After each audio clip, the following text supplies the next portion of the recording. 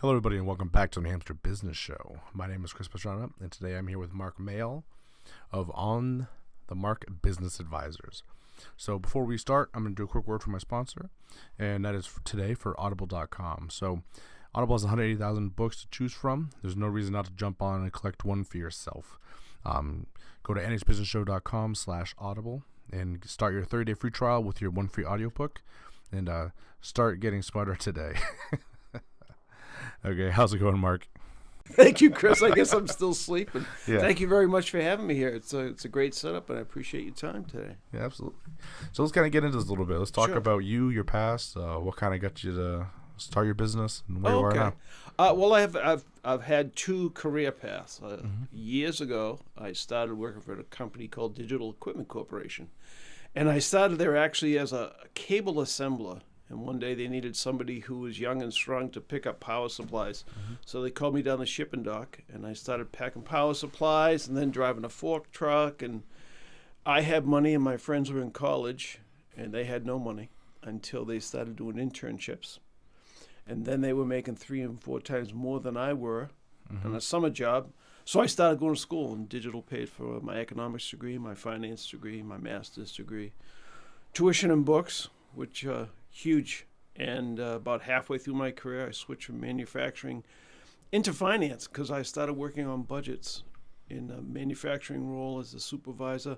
And I thought, wow, this is great, because finance and accounting are two different things. An accountant will tell you 2 + 2 is 4, and a finance person will say, well, it's 4, but there's different ways to get there. Yeah. 3 + 1 is 4, but 6 - 2 is also 4. So finance has different ways to look at things. After I left DEC, I went into healthcare. I've been in healthcare the last 15 years in senior roles. Director of finance, CFO for an MRI imaging company and some large healthcare companies in Massachusetts. They reorg every 15 months, 2 years, 2.5 years. So you're not only reorganizing, but you're wondering whether you're going to have a job. So last spring, with the last reorg, I said to my wife, I'm tired of driving an hour to whatever job I've had for the last 10 years and wondering how long it will last, and said, I'm going to get out and start doing something different, not being in a corporate box. So I started helping people just by sitting with them and talking to them about their small businesses. Later on, they're coming back and saying to me, that information you gave me really helped me out. Things have taken off. And I thought, well, I should be in business myself and helping myself generate some revenue and not going back into the corporate box. So started my company called On the Mark Business Advisors, and it's slow, but it's steady, and it's nice to be able to give people an opportunity to have assistance if their forte is not in business or finance or operations. A landscaper I helped, great landscaper, but didn't really understand software tools available to help him be more effective with routes, and he had people that owed him money, so my financial background in accounts receivable and accounts payable helped him. I worked on collecting a lot of revenue that was owed to him. So, just a lot of experience in a lot of different areas, and really not wanting to be sitting in a corporate office anymore. Yeah. So that's how I got to what I'm doing today. Okay. That's cool. So let's get into that. Sure. Since you have a pretty well-defined past, and I like that in businesses, because some people, they want to start early, which I get. I'm young. I wanted to start my business early. Sure. But they don't have a lot of work experience in any other industry. So it's kind of good to see multiple industries, a lot of experience. It kind of makes them more well-rounded, professional when you get older. And I think it's useful. It is. I find it very useful. One of the things I got into a networking organization, a guy called Kevin Willett. And before I met Kevin, someone said, "Oh, you should meet this guy, Kevin. He can help you build your network." And before I met Kevin, I'm like, "Well, he's going to ask me, well, what do you do? What's your expertise?" And I'm like, "Well, I can do this and this and this and this." So when I finally met Kevin helped me define. He said, "Well, you've got an operations background and a finance background. So you're a finance operations guy." And I'm like, "Oh, great, thanks." So I stole that from Kevin. And since last December, people say, "What do you do?" And I say, "Oh, I'm like a finance operations guy."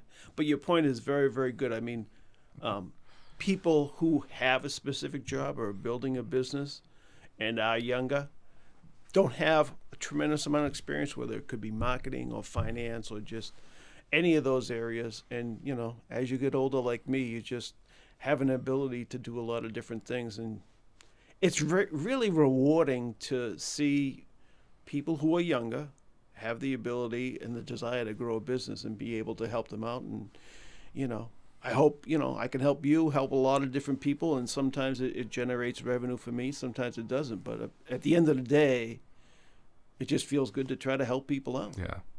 Cool. So let's talk about what you do. Okay. So we talk about, we help people. It kind of sounds like consulting. So let's Yes. get into what is specifically you do. Okay, sure. Specifically, what I do is people have said, what's your target market? And basically, it's everybody. Because what I do is I offer 2 hours of free consulting, because what I want to do is I want to actually meet that person and see if that person is open and receptive to discussing their business with me, or is it, I can't tell anybody what I really do. Yeah, it's your own business, and you have a lot of flesh invested in this game. So you want it to be successful, but a lot of people are very, very guarded about what they want to say. Mm-hmm. So I want to see how comfortable they are about their business and discussing it, what they do know about their business. What do they know about their finances? Do they have a marketing plan? Do they know what they want to do with their business? I mean, a lot of people want to grow their business, but there's a whole nother set of people that have been in business for years, and they say, I don't want to have this business forever. How can I start to slow down or turn it over to one of the kids, or one of the relatives? So what I do is I do a SWOT analysis, and until I can come up with a better term, I'm going to use that, because it's called, you look at somebody's strength, weakness, opportunities, and threats. Mm-hmm. And by looking at those areas, you can develop and quickly see if someone understands what their strengths are, or what the weaknesses are, or an opportunity or a threat. And then you can focus and go on from there. And just also a benefit for me is, can I work with that person? And the ultimate benefit is that person saying, I feel comfortable enough that I want to work with Mark, and I think he can help me. I'm not sure exactly what he can help me with yet. So after meeting with them for a couple hours, I'll then reach out to them and highlight 4 or 5 areas that I think I can help them. And if they'd like my help, we can move forward from there. Cool. Interesting. So we help people grow their businesses. Yep. So what type of things, you mentioned getting with companies, kind of talking to them, getting to know them. What type of things are you looking for? Because you mentioned openness. There's probably a little more to it. Or Sure. Actually, I mean, I have one particular customer who was very, very guarded about his financial situation. Mm-hmm. And he was very guarded about his financial situation because his sales were outstanding. Great sales. I mean, his sales grew about 37% from 2016 to 2017. That's one half of the coin. The other half of the coin was his expenses had more than gone up 37% year over year. And by talking to that person, I was not able to help them because they had some financing issues on how they got themselves into a franchise organization. And by doing that, they used some personal credit cards to do that, and really were in a bad situation. So I was able to say, don't get out of the business. Your sales are tremendous. Your expenses are out of control. I don't have the knowledge on how to fix your credit card problem, but I referred them to 2 other people who actually work with credit card situations, and hopefully they're doing well. So, I mean, that's an example of someone being very, very guarded. Yeah.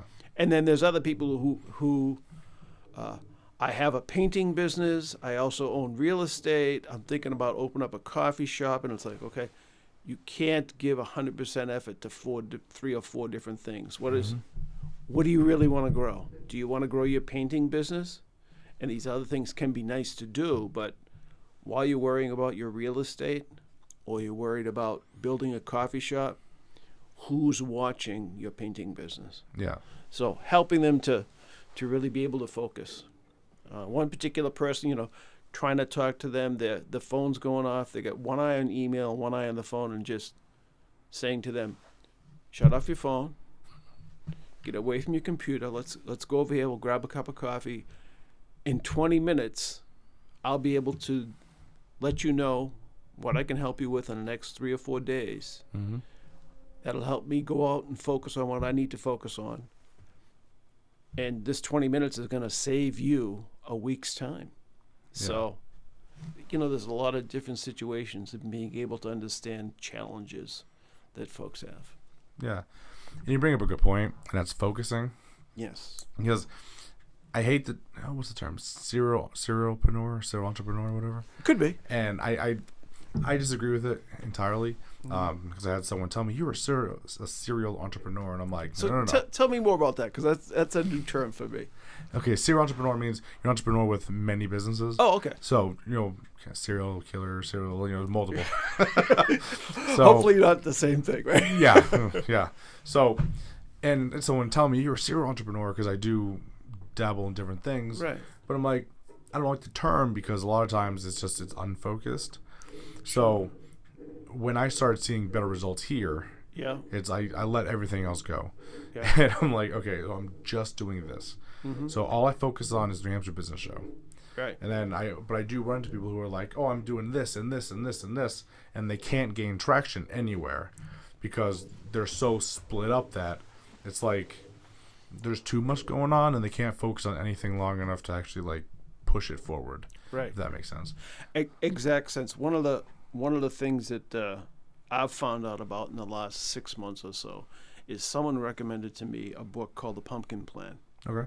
And the whole, great book, I've read the book a couple of times, and the whole thought process behind the Pumpkin Plan is they talk about country fairs where you go and see these massive award-winning pumpkins. Mm-hmm.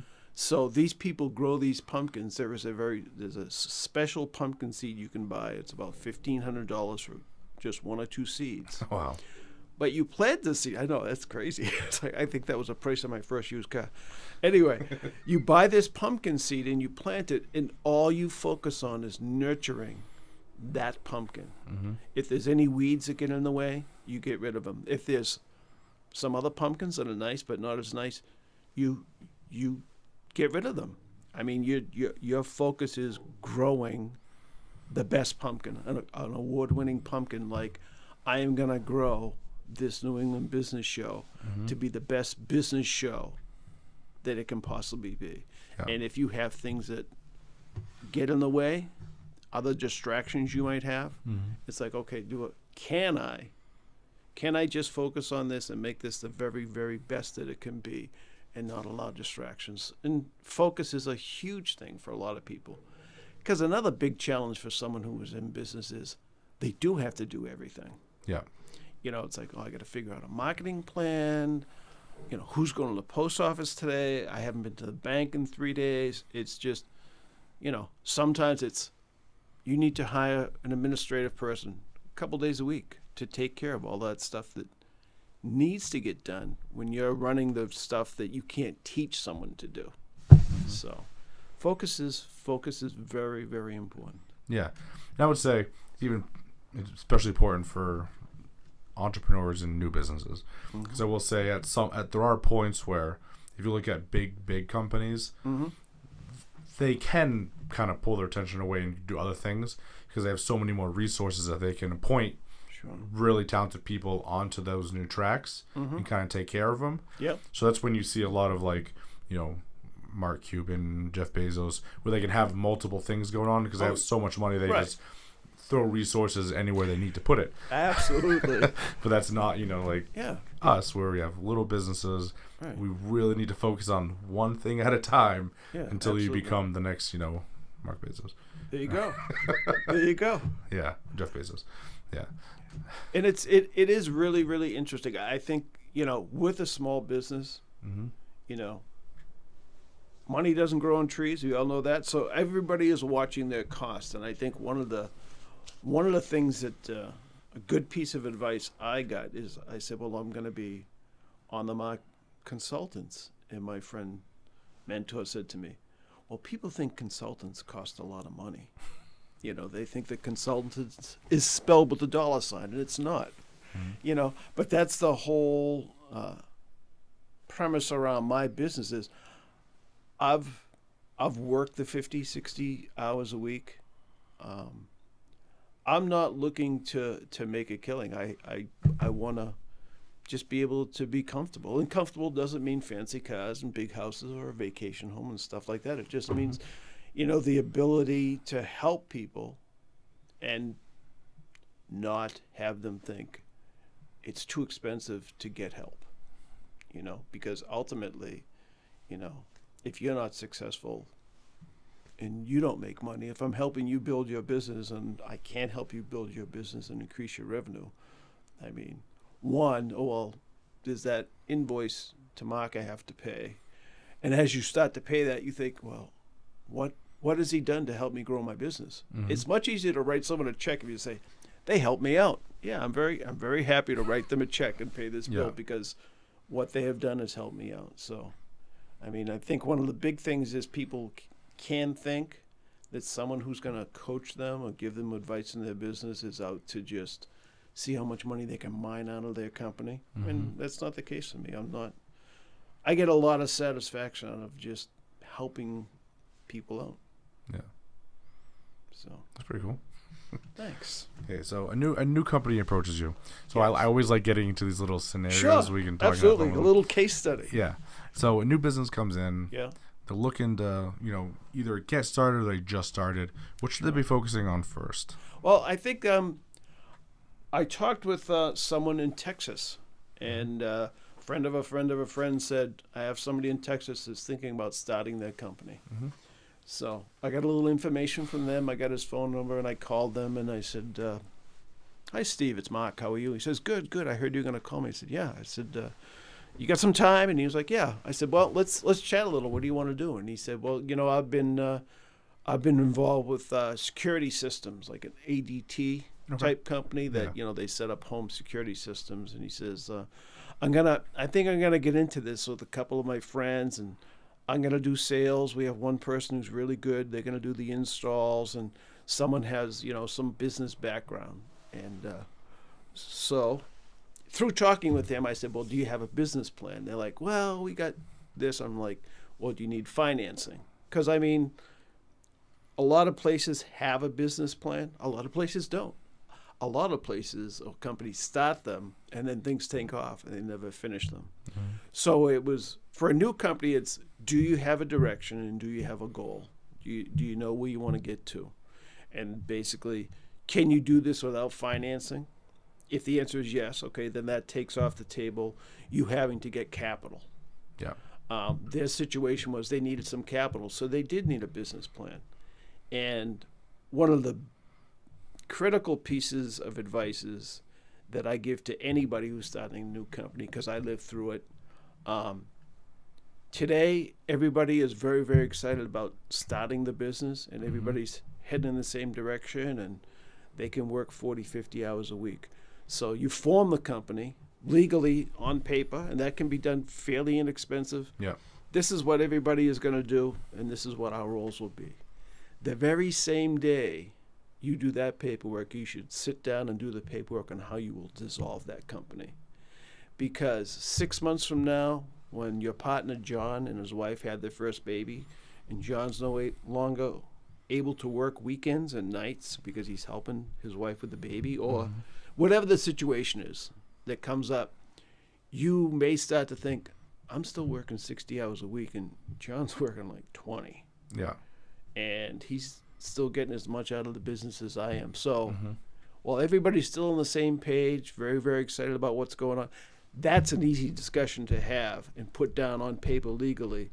This is how me and John and Phil are going to dissolve our business. We're formed. This is how we'll split the profits. This is what happens when we dissolve it. Then that way, you don't have those real legal problems later on down the road. So, I mean, just basic advice. It seems like, oh, we'll get to that. But it's really, really important, because if things do turn ugly for a business, then it can get very, very expensive because none of that stuff has been decided. And, people wind up doing different things. I mean, you're a young guy, and 20 years from now, you may be sitting down and saying, I'm going to sell this business. It's worth a lot of money now. And you may wind up with a partner somewhere down the road, and it's like, okay, I want to sell, but he doesn't. Oh, what do we do now? Yeah. All our profits go into fighting a legal war that, we could have avoided years ago. Yeah. So That's really good advice. And I like that because in some of my older things, we've had partners who just, again, when you're sitting down having a few drinks, which is typically where my best ideas come from. sure. Like, Great companies are on the business plans on a napkin. yeah. And, you come up with these great ideas and, when they're not so drunk anymore, like their motivation isn't there. Sure. And then you're the only one Right. working on the company. I've seen that plenty of times. Absolutely. So, And people's goals in life change. I mean, the goals can change. They may, yeah. Things are different 5 and 10 years down the road than they are today, and it's just much easier because that person may say, well, you know what? I know what happens if I decide I don't want to do this anymore, and what will happen, and it's just better. yeah. It's cleaner. Yeah, and it removes a lot of the stress and the unknown of it all, and you're right, it's cleaner. Yeah. It's so much better. Yeah. Oh, yeah. It's yeah. Unfortunately, I learned that one the hard way. So did I. So okay. Yeah. Yeah, and it's just one of those life lessons that just stuck with me. So.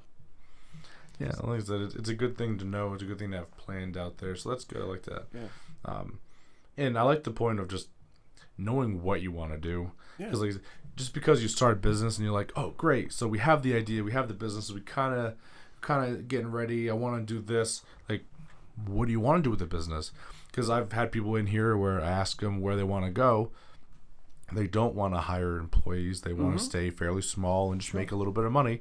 But your partner, unbeknownst to you, may want to turn this into like the next Amazon or something. Yeah, so absolutely. Really knowing what everyone wants to get out of it or where you want to go is a really good point. It's kind of important. Yeah, it is. It really is critical because people change, people grow. I mean, the saying that my parents used to hit me with, if I knew now, or I knew then what I know now, however that goes. Yeah. If I knew today what I should have known 20 years ago, I mean, that's the situation I'm in now. I'm like, wow, I wish I had really known that years and years ago. Yeah. So. Yeah. Like, I just think, man, back when I was in high school, like right when, 2006, 2007, right when that depression was going to hit and, well, recession, I guess we should say. Right. Man, if I was as good as I am now, I'd be so much more wealthy. Yeah. And, it's really interesting. I sat down with a young kid, he was 23. He's selling real estate, but he's also got a small company. Mm-hmm.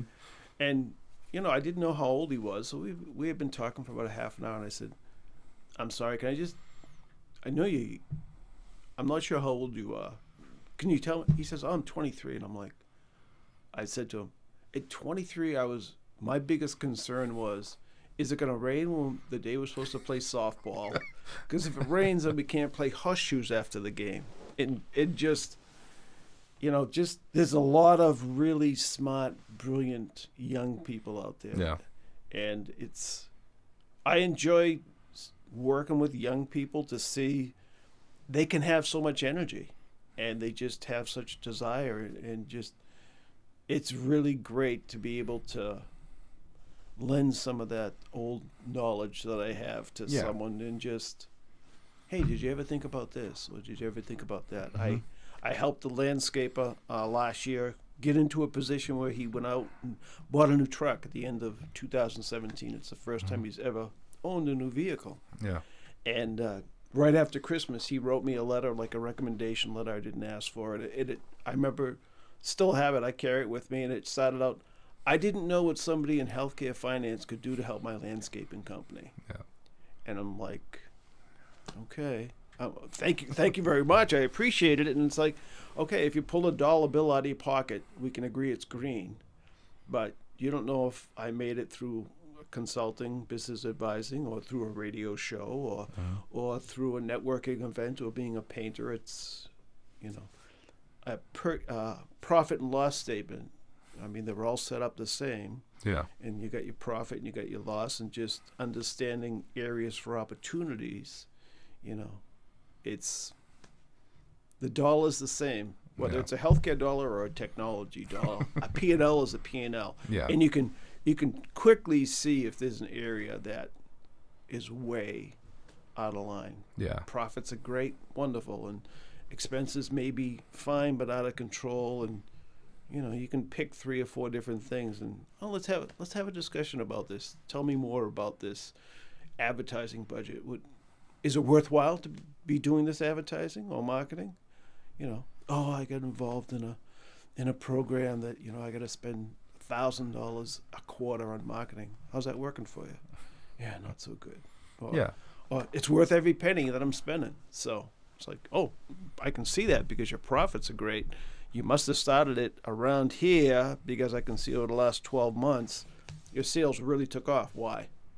Is it a seasonal business, or was it that marketing plan you get involved with? So it's really good. And he reminded me of, we were talking about looking at a P&L statement and just kind of seeing an area that you probably want to adjust this. Yeah. It reminds me back when I was in college. This was a decade ago. Me too. Yeah. It might be 2 years. It might be 2 decades for me. One of my professors was talking about reading statistics. Yeah. And he's like, if all the numbers are generally about the same and all of a sudden you see one that's crazy, your numbers are probably wrong, or something needs to be looked at right there, because it looks like a giant middle finger where they're like, that maybe we'll look at redoing this area. So it kind of reminds you of always when something just completely stands out, be like, that. Oh yeah, it really is. I mean, and it's being able to dig into those numbers. Yeah. To like an accountant, and thank goodness for accountants. I mean, I never wanted to be a CPA and keep up with all those different classes that I have to take. Thank goodness there are. And just one of the good abilities that I think I have is I can have a conversation with somebody around finances in a non-financial term. Mm-hmm. When I worked as a CFO for an MRI on the North Shore, the operations manager, when I first met them, he said, I understand nothing about finances at all. I don't understand a P&L. I don't understand a budget. I don't understand a forecast. So, one of the good rewarding things with them was over a 1-year period, we'd sit and we'd talk about the revenue that came in and what his expenses were, and basically helping him understand. In a technology world with MRIs, you have techs that work 40 hours straight, 8 to 4, Monday through Friday, but then you have people who just work weekends. And when they were looking to fill an open shift, he would often go to people who had worked 40 hours a week. So once they get over 40, it's time and a half. I said, if you bring in a technologist who hasn't worked 40 hours, they may want to pick up some shifts, and we're still paying them straight time instead of time and a half. Yeah. So it was like sort of helping them through the process. And one of the rewarding days was when the operations manager came to me one time and he said, okay, so now, is this an accrual or is this real cash? And I says, what's an accrual? He says, well, that's something we're going to have to pay for in the future. So we put money aside on one of those financial statements you present that, it's a liability that we'll pay for. I'm like, yeah, okay, yeah. You're starting to grasp it. So that was rewarding that he actually, started to understand financial stuff, even though he had no financial background. That's good. Yeah. That's important, because I had this one class. It was an accounting class with my professor. I don't know how you can your head love. Looks like it hurts, Chris. I don't know how you can love accounting. Like this man, he probably loves it as much as I love my children. Yeah, right. He just adores accounting. Yeah. And it's kind of good if you can get one of those in your corner. Oh, because absolutely. it's not my area of expertise. Like when I start seeing numbers, I'm like, ooh, okay, I'm slowly or very quickly hitting my area. I don't understand anything. Right. But it's good to see someone who appreciates finance, because it's important, and that can completely destroy your company. It can. I mean, if I told you that my revenue this month was $10,000, you may think that's great. And, okay. And it wasn't. All right. So, let's just say I had $10,000 in revenue this month. Wow, that's awesome.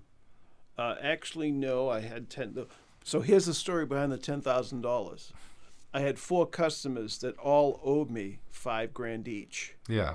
So I picked up $5,000. So I picked up all the payment from one person, and I picked up a couple thousand from the other 3 people. So I've got this bump.